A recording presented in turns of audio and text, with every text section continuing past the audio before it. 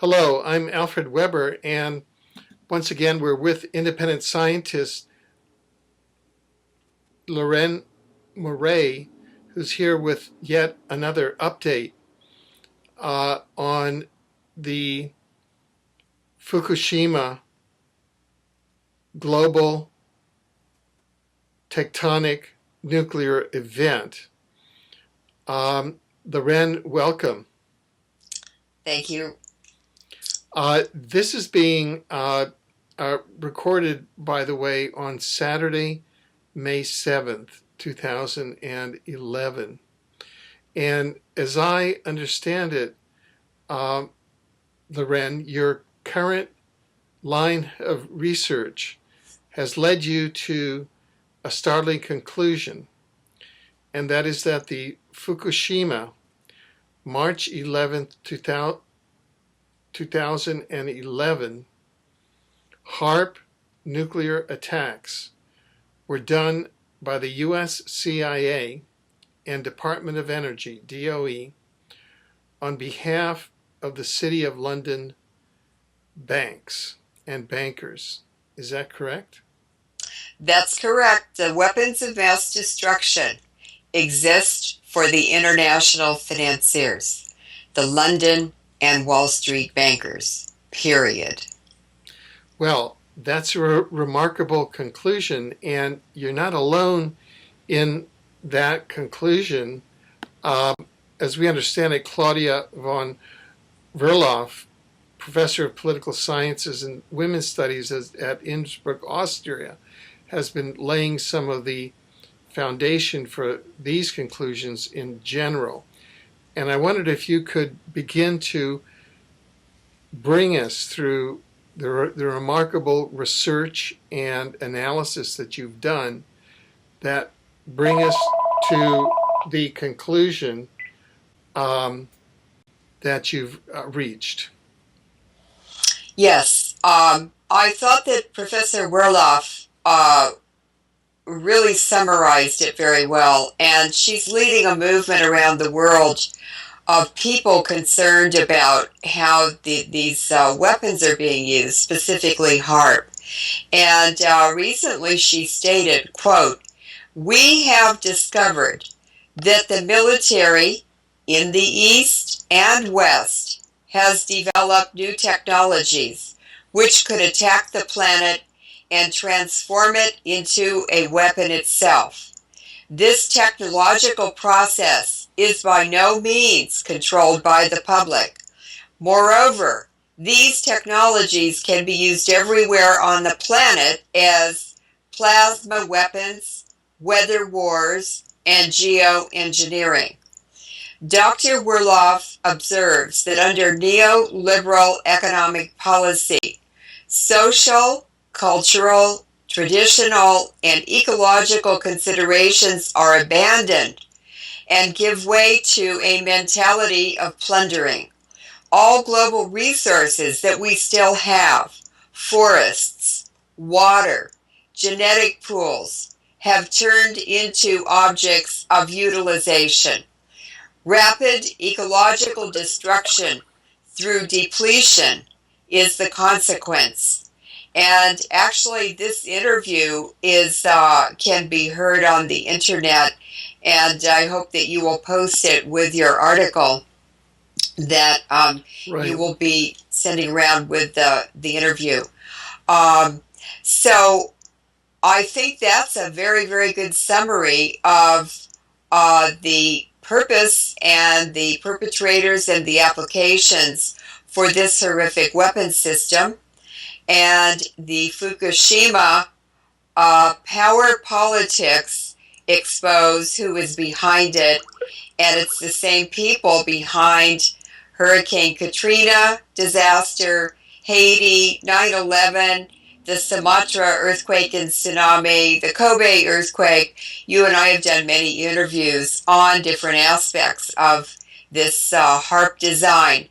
But I would like to really commend you for the House Resolution Bill H.R. 2977 that was introduced by Congressman Dennis Kucinich into the U.S. Congress, House of Representatives, in 2001 as the Space Preservation Act of 2001.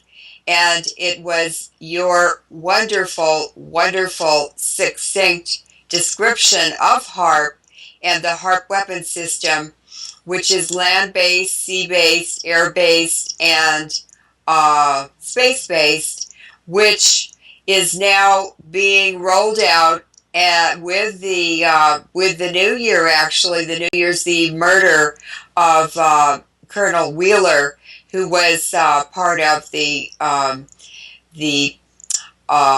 military advisors to U.S. presidents, and he was certainly involved with HAARP because he was paid through the MITRE Corporation, which was involved in 9/11, but the Jason scientists who developed HAARP for the military, and they are the successors to the Manhattan Project scientists, and they are also paid through the MITRE Corporation.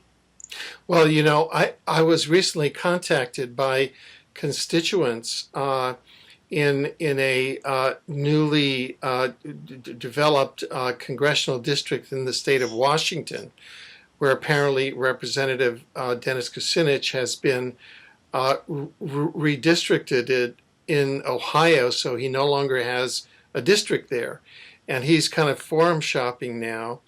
And they approached me to ask me whether he certainly has star power, but whether he was a reliable congressperson. And I said that they should approach him and get in writing promises that he would support the bill to ban HAARP and chemtrails in writing, not only as a candidate, but once he got to the U.S. Congress, if he was elected, so that we wouldn't have what occurred in the U.S. Congress, where Mr. Kucinich withdrew this bill precipitously in 2001, H.R. 2977, and as a result, he dealt a death blow to the statutory banning of HAARP and of chemtrails for an entire decade, and to that movement. And he did so without notice to any of us who had drafted that particular bill. So I just wanted to give public notice that we had notified the constituents in the state of Washington, where there's now news articles that Mr. Kucinich is apparently either testing the political waters or intends to run in that district. Good. I think he's not very trustworthy. Well, you know, it's just once bitten, twice shy, and these are very serious matters. Sorry, I since you raised that issue, I thought that it was important to make a political footnote. I think it's very important because after I read that, I actually was an environmental commissioner in the city of Berkeley at the time, and I said if I could get a city resolution passed that supported the Space Preservation Act of 2001, then maybe other cities would also adopt the resolution. So I did manage to get the space resolution passed in the city of Berkeley, which banned space weapons, including missiles, in the airspace 60 miles from 60 miles above Berkeley into space. And that is actually an enforceable law.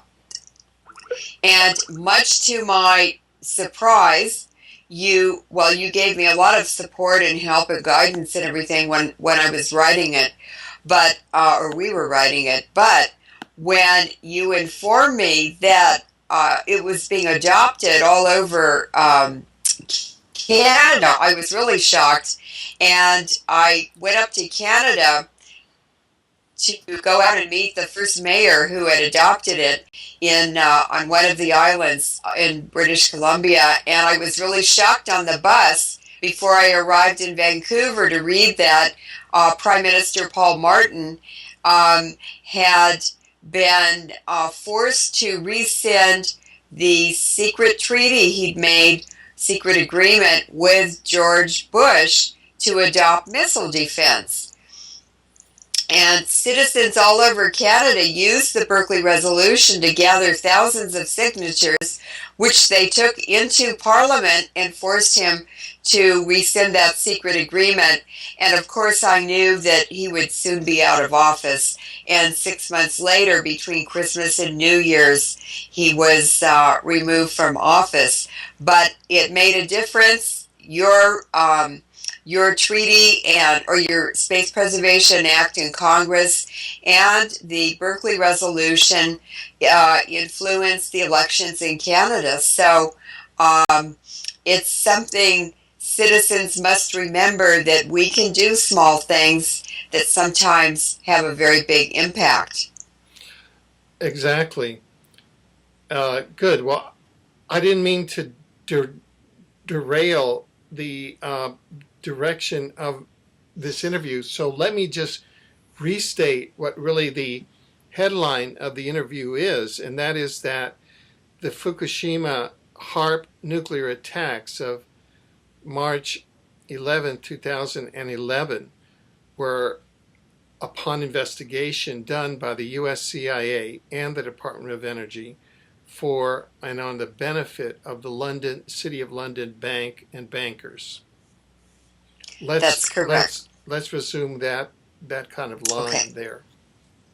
Now, one characteristic of a HAARP event is foreshadowing.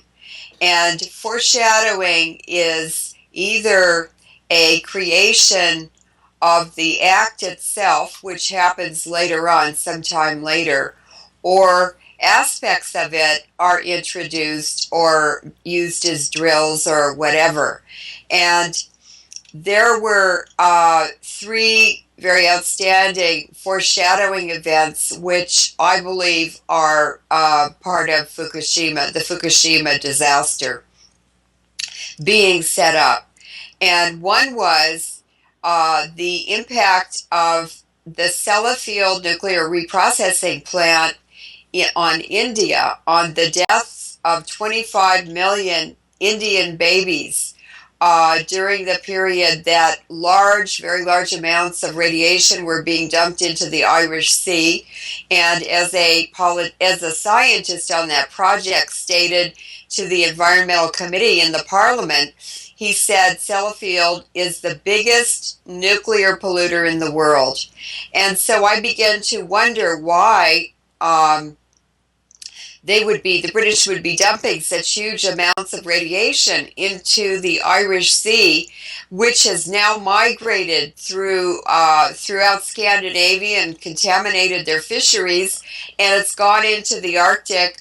But what was more shocking than anything was the discovery through an Indian scientist that Sellafield radiation had migrated south into the Great Conveyor Belt, which is the huge circulation system that loops around the Atlantic up into the Pacific and then back up into the Atlantic. And it is what controls climate and is a tremendous heat sink on the planet. So it's a terribly important circulation system that affects everyone, every living thing, and every aspect of physical processes on this earth. And in my article, Global Implications of Sellafield, Irish Seacoast Effect and Beyond, I described the science and the explanation and the physical aspects of how this occurred. And then I was able to document through this Indian scientist the actual number of deaths of Indian infants who were killed by the radiation from Sellafield carried halfway around the world. And then I began to think about that as the Fukushima disaster rolled out, and I realized they are doing exactly the same thing in the Pacific from Fukushima. And that radiation is being leaked into the sea. It's being picked up by coastal currents and getting into the big Great Conveyor Belt. And it's carried around the North Pacific, down the coast of North America, and then it sort of circulates out around the Pacific in the Great Gyre, but it also becomes incorporated in the Great Conveyor Belt, and it will end up in the Atlantic. Now, the danger of that is this radiation washes up on the shorelines and causes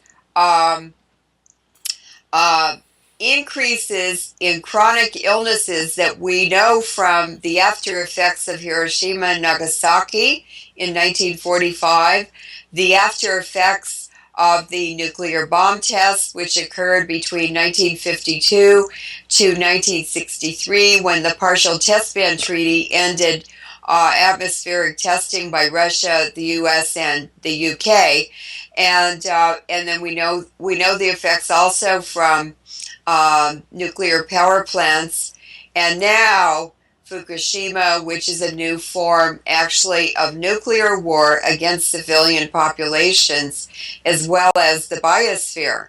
So they've weaponized the biosphere. Now, the second foreshadowing event was the earthquake that occurred and damaged the Niigata nuclear power plant, which is on the west coast of Japan, facing the China Sea, and exactly opposite from where Fukushima is located. That happened a few years ago, and I believe that was a foreshadowing event for Fukushima.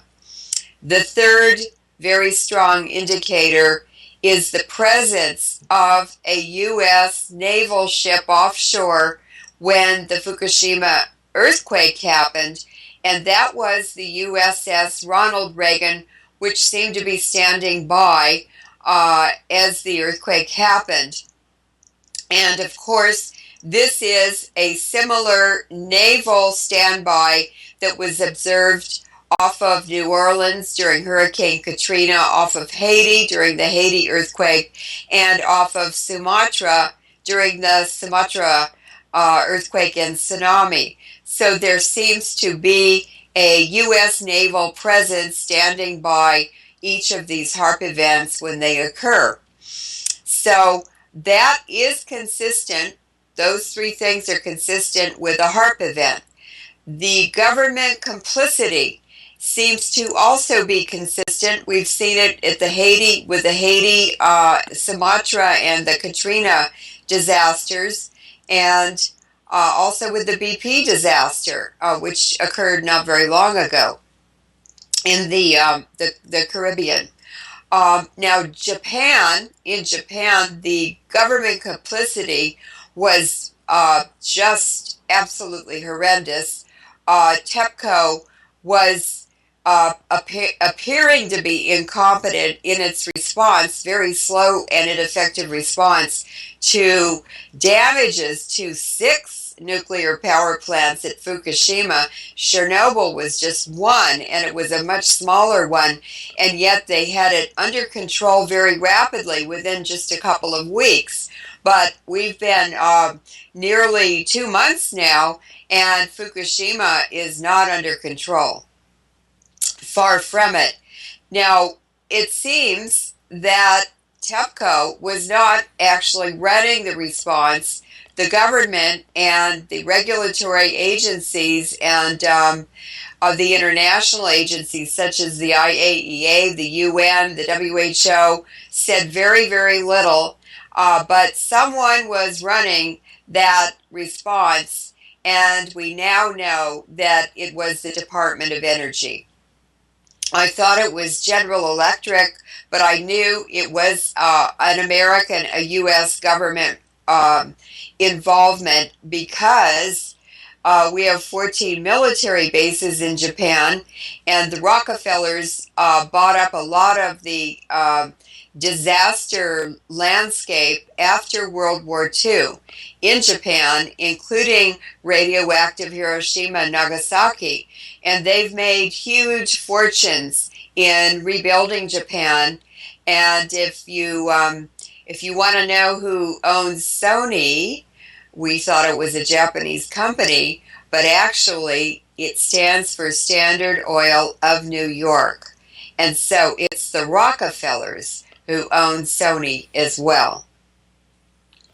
Now, there were very low-level people left in the plant, and this is right after the explosions occurred, which made it impossible for cooling systems to work, but actually all the reactors were in meltdown 90 minutes after the earthquake, because 90 minutes after the cooling system stops, a reactor goes into meltdown, and there was no way to get the cooling system started.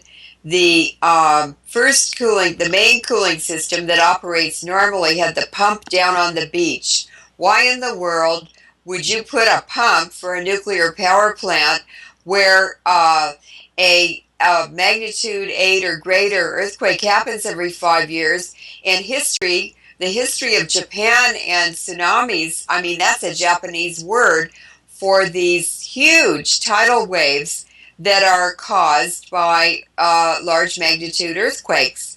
So that would seem a very poor design.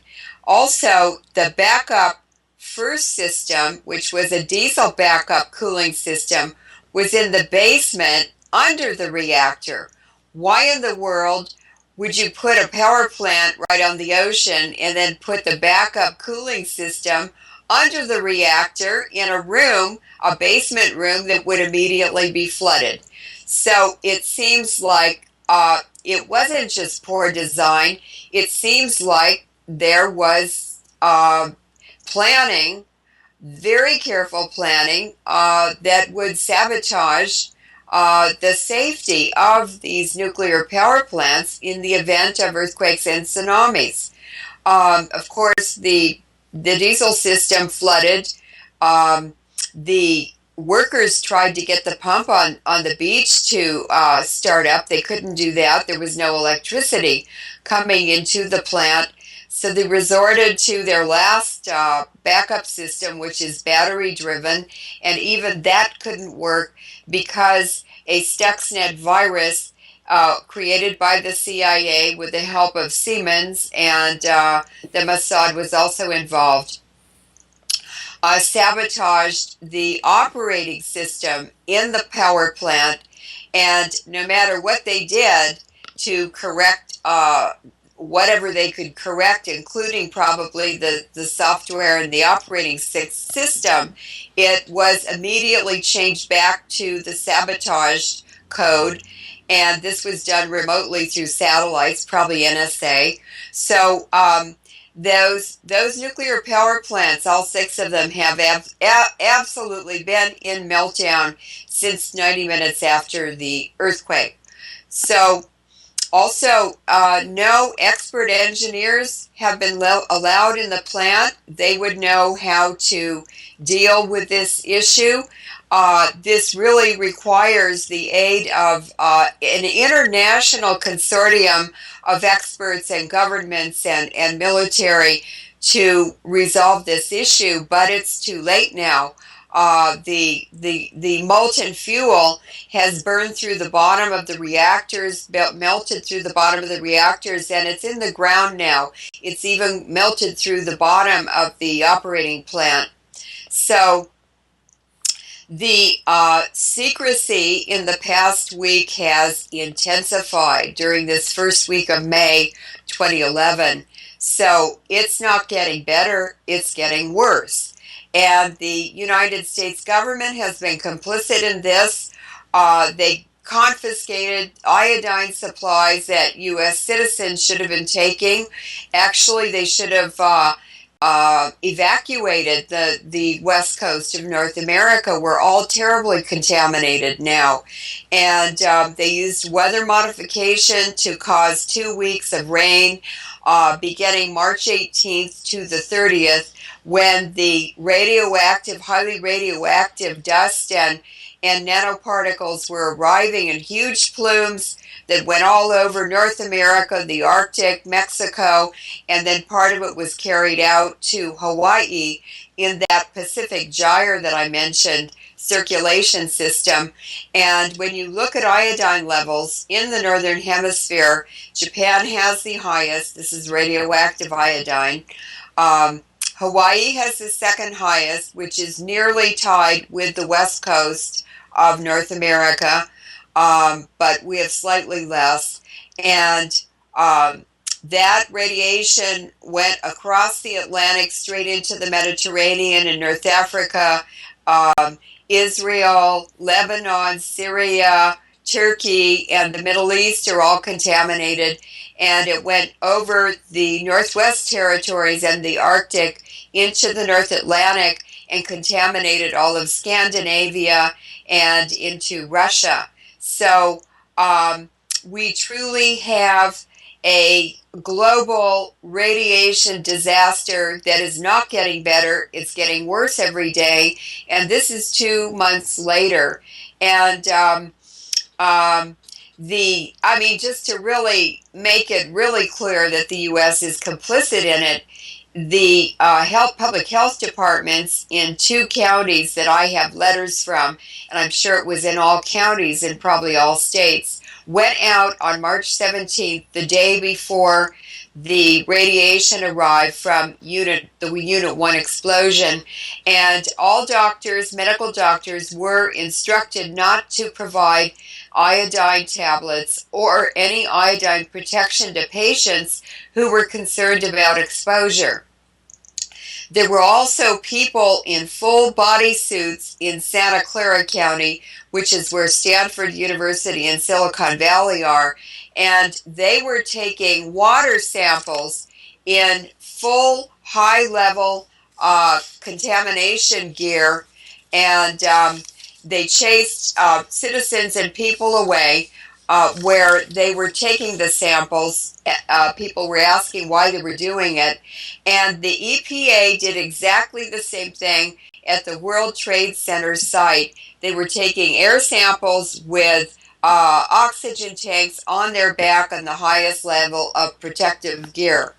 Now, we had from March 18th to the 30th very, very heavy rains along the Pacific coastline, at least in California, and I had reports from Arizona, and these started on March 18th, the day the radiation arrived, and the military has said since 1947, even in public newspapers, that the most efficient form of nuclear war is to explode bombs in rain clouds.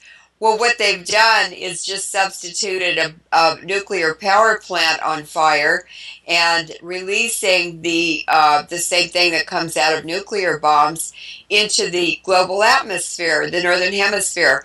But what's here today is somewhere else tomorrow, and it only takes about a week for radiation to arrive from Japan in California. So what's going to happen is that, President Obama took his family to the Southern Hemisphere. He wasn't even in the Northern Hemisphere for 2 weeks after the earthquake. And Governor Jerry Brown, whose sister works for Goldman Sachs, in other words, the Rothschilds and City of London bankers, he declared an emergency because of the heavy rains and flooding. We were having an inch an hour for 2 weeks in some places, and California has an average of 14 inches a year. And this is also the end of the rainy season. So why in the world would we have more rain in 2 weeks than we've had probably in 10 years? However, Jerry Brown never mentioned radiation at all, and the EPA is not reporting the radiation levels from their 124 radiation monitors all over the United States.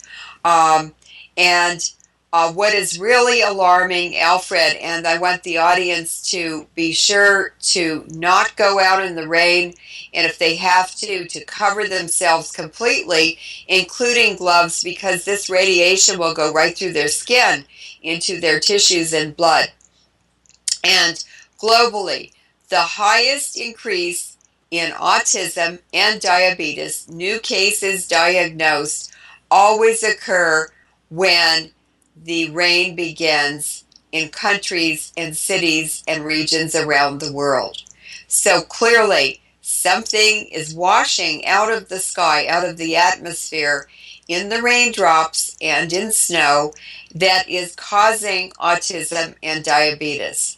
And when I went to Japan and I got the vital statistics of Japan, the government data on health and disease, I was able to go back to 1898 before there was any man-made radiation in the environment. That's the real baseline. And that data, when I put it on a graph, proved that the large rise in chronic illnesses since 1945 and the introduction of the nuclear age have occurred with the introduction of nuclear technologies. Right. Exactly. Now, you had also someone who has just brought you a new report on the Japanese response to the atomic bombing of Hiroshima and Nagasaki that might be relevant to the Fukushima event. Yes, this is very, very important, very critical information that I received 2 hours ago from Shingo Anan. And he is a Japanese he's an electrical engineer. He's a graduate of UC Berkeley, and he interviewed me a few years ago about the dangers of Japan's new reprocessing plant, the Rokasho nuclear plant in the north part of Japan, right on the top of Japan, Honshu. And he came to see me and bring new information. And what he said is that the Japanese response to the atomic bombs that were dropped on Hiroshima and Nagasaki was a worldwide cry about the horrific genocide resulting from, and the long-term effects resulting from dropping the first atomic bombs on a human population, both in Hiroshima and Nagasaki. And they went all over the world trying to alert other governments and people about these horrific weapons that the U.S. government had used. And they're completely illegal. They're weapons of mass destruction and indiscriminate killers, and they release pernicious poisons that last millions of years. But they were also interested in covering their complicity and guilt from the crimes they committed in World War II. And the U.S. entered Japan, and there is a brand new book out that was just published or released in March of 2011 that is a much more thorough investigation of Hiroshima and Nagasaki, the health effects and the actual contamination plume from Hiroshima and Nagasaki that contaminated all of Japan. And this was carried out by an occupational period historian. He was really a historian. His name is Yukuo Sassamoto. And it was actually Japanese government funding that supported the publishing of this book. Sassamoto died 2 years ago, but thank goodness he did this. And what this book revealed is that although the U.S. was concerned about the residual radiation in Hiroshima and Nagasaki, they actually did not know very much about what the biological effects of the bombing would be on survivors and the population of Japan. But the U.S. government certainly knew they wanted a nuclear weapons program, and this was actually their first live experiment on humans. Illegal to do human experimentation, but they did it anyway. And of course, the nuclear project has always been a very racist project. And the Japanese are indigenous people, and the weapons of mass destruction are very, very frequently used on indigenous people for the purpose of carrying out land grabs and resource grabs. And so the U.S. wanted to hide these horrific effects, just like they're hiding today the effects of depleted uranium and fourth generation nuclear weapons they've been using in Iraq, Yugoslavia, Afghanistan, Gaza, Israel, Lebanon, and now Fukushima. So what the U.S. did was they collected the data in Hiroshima and Nagasaki, and they sandwiched it and hid the effects with the cooperation of the Japanese government. And there are lots and lots of filters in the U.S. and Japanese governments in effect since World War II that continue to be used and implemented to hide the effects of radiation from nuclear power plants and now Fukushima. So Hiroshima and Nagasaki are just exactly the same being carried out as the Fukushima the Hiroshima and Nagasaki cover-up is being carried out once again on Fukushima. They're being carried out exactly the same way. Now, what Shingo Anon told me today is that he got a PDF, a copy of the U.S.-Japan joint Fukushima-Chernobyl map. And what they did was measure cesium levels all over northern Japan, and they superimposed a map of the radiation map of Chernobyl on top of that, and it looks very much the same. But he hacked the PDF, and what he discovered was that the PDF of the map had 2 layers to it. And the top layer was labeled a joint U.S.-Japan cesium survey. But underneath that layer was the original base document of the map with the title at the bottom indicating that it was a U.S. Department of Energy, DOE, original document. Therefore, the U.S. DOE produced the original document. It was not a joint project with Japan, and it indicates that the Department of Energy, as in Chernobyl, has been complicit and highly involved in this cover-up from the very beginning, in fact, running it, and TEPCO was just following their orders. Now, the U.S. DOE personnel from Livermore Lab, where I was, were at Chernobyl right after the accident, and one scientist produced a fraudulent report that completely minimized and sanitized that disaster. And an Indian admiral told me that Chernobyl was a false flag that was carried out against the Soviet Union to end the Cold War.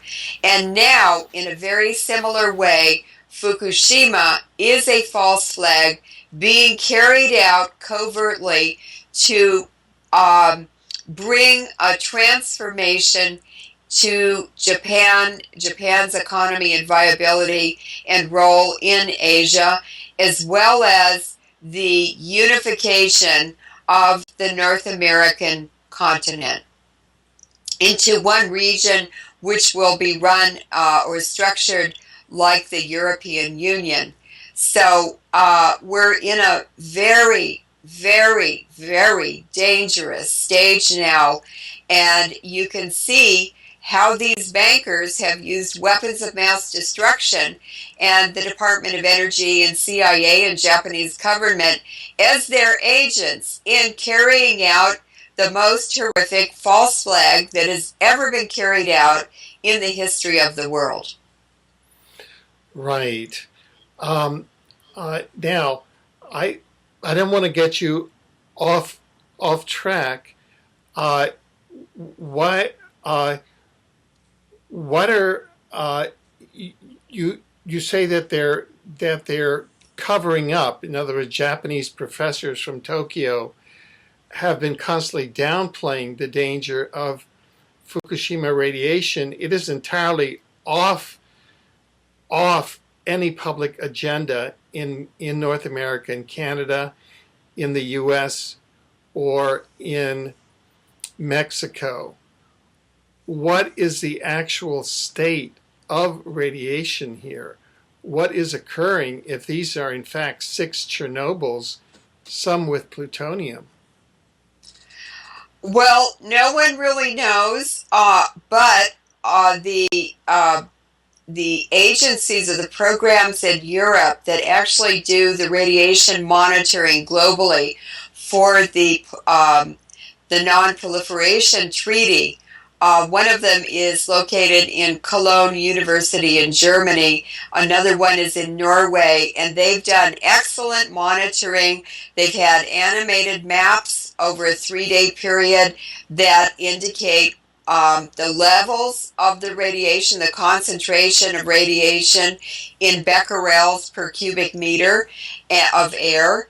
And they have done a fantastic job of informing the public and informing the scientific community about the real hazard and the real danger. And North America is in very, very grave, very serious trouble, as well as Alaska and Hawaii. And it's almost in Hawaii and the west coast of North America, it's not that much less than in Japan. So we have years ahead of very large increases in chronic illnesses, decrease in fertility, and already because of nuclear power plants in Japan and Chernobyl and Hiroshima and Nagasaki, Japan had one of the lowest fertility rates in the world. In fact, their death rates are higher than their birth rates, which means their populations are shrinking. Now, the Japanese professors, and almost all of them were from Tokyo and Nagasaki universities, have been on television constantly downplaying the harm from Fukushima radiation exposure to the food supply, to fish in the ocean. And Fukushima is located right where the richest fishery in Japan is. So all of that will be contaminated. The fisheries in the North Pacific, the big salmon runs in Alaska, all of that is going to be contaminated. And there will be a catastrophic drop in the fishing catch, I can guarantee, because just bomb testing in the North Pacific did that. And that was not nearly as much radiation as what has been released from Fukushima. So it's rather odd, Shingo Anand told me, that these Japanese professors from Tokyo and Nagasaki universities who've been on television downplaying Fukushima effects have also done research and written papers and published them on Chernobyl and Nagasaki and Hiroshima, so they know very well what the effects are and what they will be. and yet they are contradicting themselves in live interviews, uh, contradicting what they've written in their published reports. But if they don't talk the right talk on television, they will no longer have grants and they will no longer be able to do research. Right. Now, could you tell us more about the role of the U.S. Department of Energy in this? Yes. Well, what I learned from some Mongolians, I was able to convince 50 Mongolians in Tokyo to evacuate right after the first reactor exploded. But I wasn't so successful with the Japanese. They have a different culture, and they are reluctant to leave family members, the elderly, and so forth. Usually in Japan, a family and a village and a city and a population go through a disaster. Whatever happens, they all go through it together. And that's very sad because the young children will have permanent genetic damage if they remain in these contaminated regions, and that is permanently passed on to all future generations. It never repairs itself. So if Japan wants to survive as a country and a culture, they need healthy people, healthy Japanese who are not contaminated to reproduce. And you can't possibly have a healthy, viable population that keeps a country going after a disaster like this because of the extensive genetic damage. And something that occurred in Japan after Hiroshima and Nagasaki to the survivors is that no one will marry them. They have to marry other survivors. They are taboo, they are discriminated against, and they are shunned by the healthy Japanese population because they don't want the damaged DNA in their family bloodlines. It's very sad. So the Department of Energy, I learned, had a woman from Mongolia come to the Leuren Moret lab for 2 years, and she went back to Mongolia and introduced uranium mining to that country. And the Mongolians are wonderful people. I also learned that she was at the Leuren Moret lab, and that when she went back, some of the French mining companies were mining the uranium, contaminating the whole environment, the water, the people. And I just said, I bet that Areva, the big nuclear power company in France, is involved. China is growing potatoes at the Chinese nuclear test site in Mongolia in contaminated soil, highly radioactive soil. And those potatoes are for the Mongolian food market. In other words, China is using radiation to depopulate Mongolia for land grabs, water, resources, and so forth. And there it is, the Department of Energy, who initiated the uranium mining projects in Mongolia.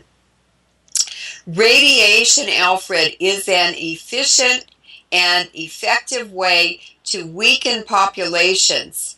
And by causing disease, contaminating food, they can sell pharmaceuticals and make huge profits. And they can also get better control and total control over populations that have been weakened by radiation exposure. We are living under a global totalitarian scientific oligarchy. And Fukushima equals the U.S. Department of Energy and BP operating together to the benefit of the London bankers. How exactly does BP, British Petroleum, that figured centrally in the BP Gulf oil spill false flag operation, how do they figure in Fukushima?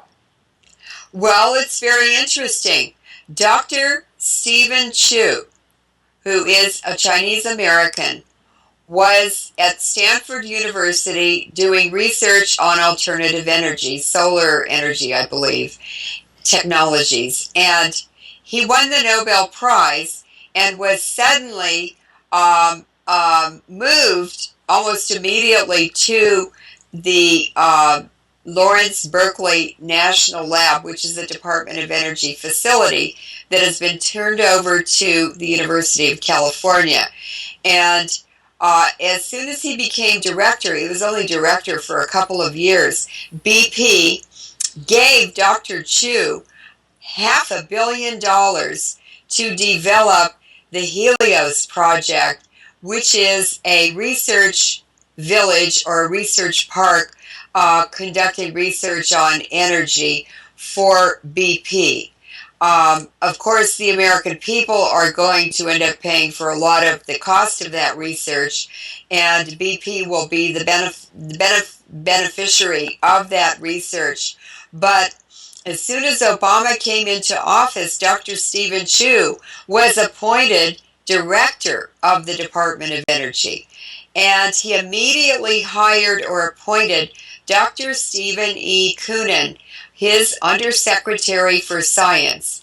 And Koonin is a former British petroleum scientist, but he was also a Jason, which, as I mentioned, is the successors to the Manhattan Project scientists, and they're the ones who developed HAARP. He is very interested, he's done research and has interest in the global environmental science, in astrophysics, and he's a physicist. So HAARP is his sandbox, if you want to put it that way. Now, they together, Dr. Stephen Chu and Dr. Stephen Koonin, oversaw the British petroleum disaster in the Gulf.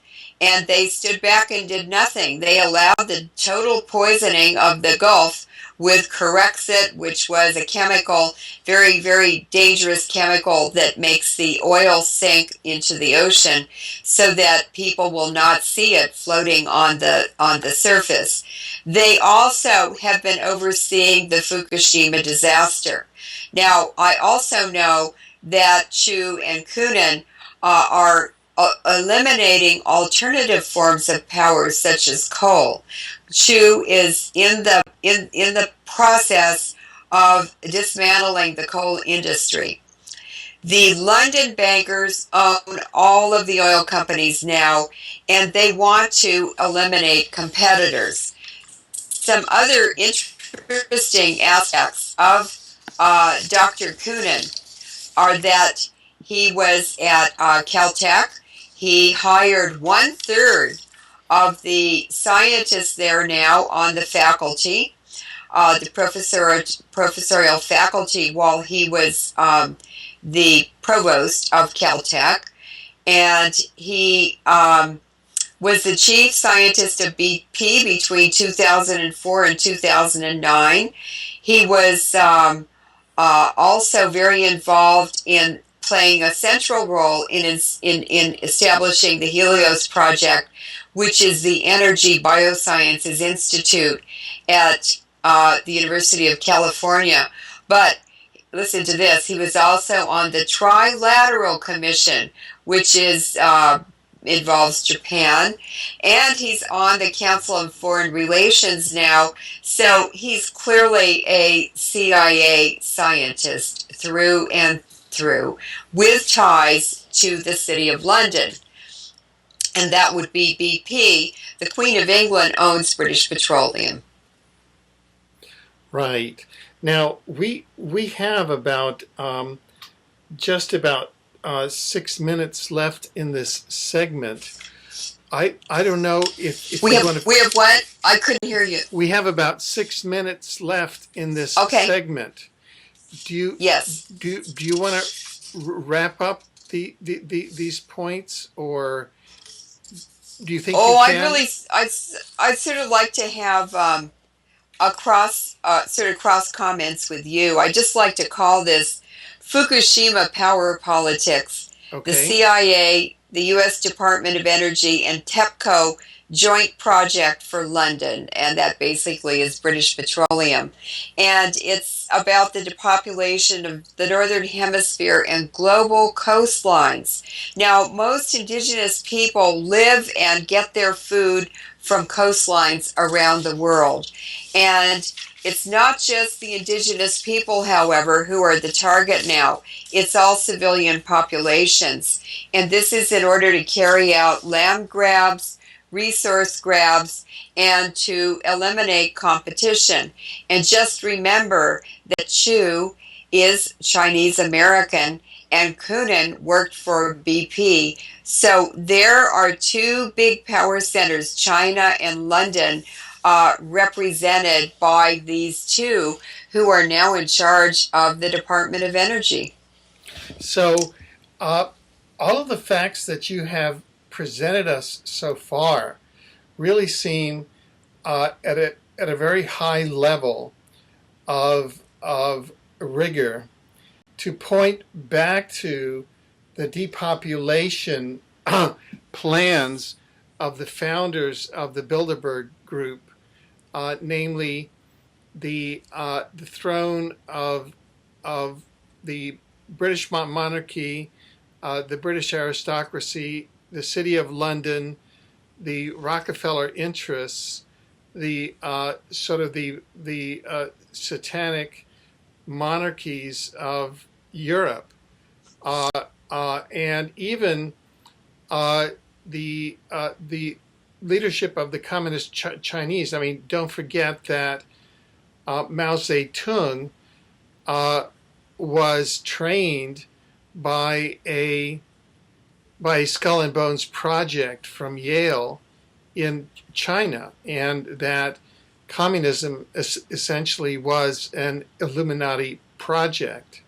So this all seems like to be the part of the New World Order, quote, attempted culling of the herd.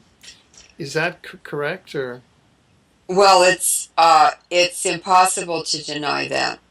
Now, so that this seems to be a great focus using